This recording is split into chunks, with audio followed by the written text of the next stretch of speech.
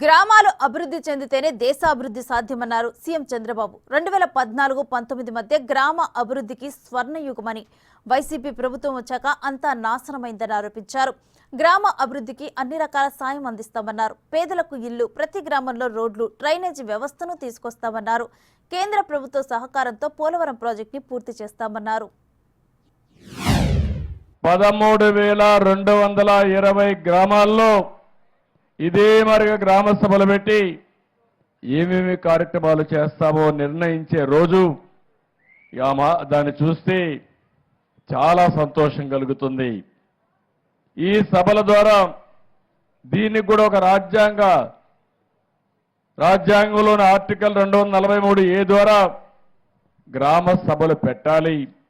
సర్పంచ్ పనిచేయాలన్నా గ్రామ సభలో పెట్టి మీ ఆమోదం తీసుకొని పనిచేయాలి.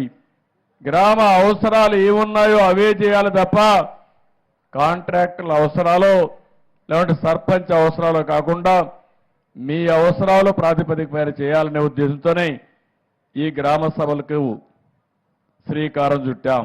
ఈరోజు మొత్తం రాష్ట్రంలో చూస్తే ఈ 4,500 కోట్లు 9 కోట్ల పని దినాలు 54 లక్షల కుటుంబాలకు పని దొరుకుతుంది.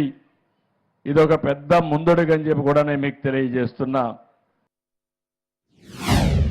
రాబోయే 5 సంవత్సరాల్లో 17,500 కిలోమీటర్లు సిమెంట్ రోడ్లు అయిపోతున్నాం.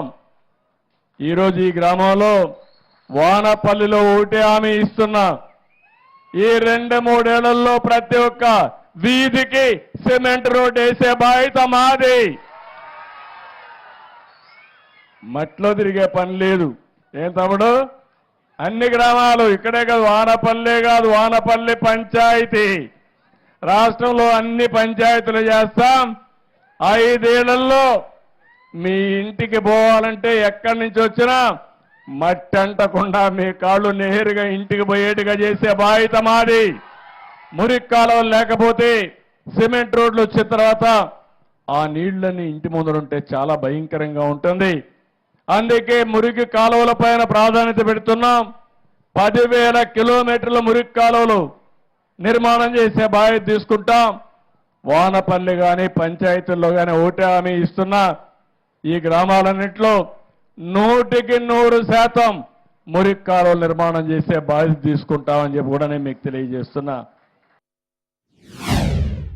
అందుకే ఇంటి జాగా విషయంలో ఒకటే చెప్పాను, ప్రతి ఒక్క కుటుంబానికి గ్రామీణ ప్రాంతాల్లో 3 సెంట్లు, పట్టణ ప్రాంతాల్లో 2 సెంట్లు ఇచ్చే బాధ్యత మాదని మేము చాలా స్పష్టంగా చెప్పాం. ప్రతి ఒక్కరికి ఇళ్లు కట్టిస్తాం. ఇప్పుడే ఆ రోజుల్లో తీసుకున్న నిర్ణయం ప్రకారం ఈ ఊర్లో కూడా ఒక 600 మందికి ఇళ్లు లేవని కలెక్టర్ గారు 610 మంది ఇళ్లు చెప్పాడు. ఈ 610 ఇండ్లు ప్రారంభించి పూర్తి చేయించే బాధ్యత మాదని మీ అందరికీ హామీ ఇస్తున్నా. రాష్ట్రంలో ఏ గ్రామంలో కూడా ఇల్లు లేదనకుండా ప్రతి ఒక్కరికి ఇల్లు కట్టించే బాధ్యత, ఆ ఇంటికి మళ్ళీ కరెంటు లేకపోతే కరెంట్ ఇచ్చే బాధ్యత, మంచినీళ్ళ కొళ్ళాయి ద్వారా మంచినీళ్ళు ఇచ్చే బాధ్యత. ఒకే కార్యక్రమం తీసుకున్నాం. ఎన్నికల్లో మా ఆడబిడ్డలకు హామీ ఇచ్చాను.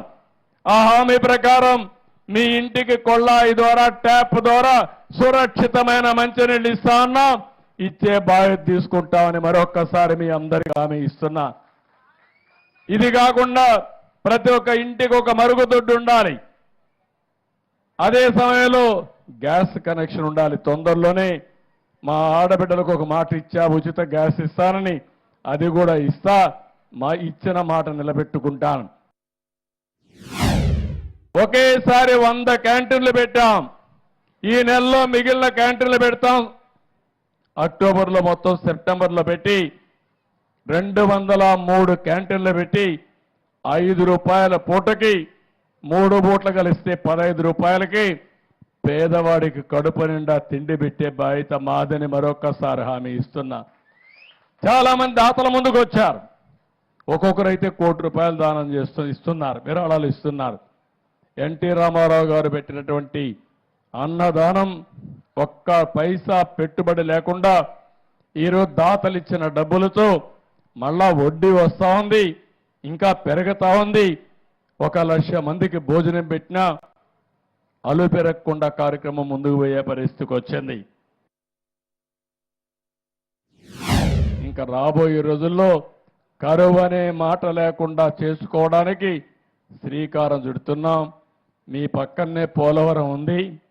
పోలవరం రాష్ట్రానికి ఒక వరం. కానీ దుర్మార్గుడు వచ్చి అక్కడ పోలవరాన్ని కూడా గోదావరిలో కలిపేశాడు. డయాఫామ్ వాల్ నాశనం అయిపోయింది. కాఫర్ డ్యాములు దెబ్బతిన్నాయి. గైక్ బండ్ దెబ్బతినింది. 2021కి అయిపోవలసిన ప్రాజెక్టు ఈరోజు మొత్తం పడకేసే పరిస్థితి వచ్చింది. మొన్నే 2 సార్లు ఢిల్లీకి వెళ్ళా, కేంద్ర మంత్రిని కన్విన్స్ చేశాం, ఎక్స్పర్ట్ కమిటీ వేశారు. ఈ దుర్మార్గుడు చేసిన పనికి మళ్ళా డయాఫామ్ వాళ్ళు కొత్తది కట్టాల్సి వస్తూ ఉంది.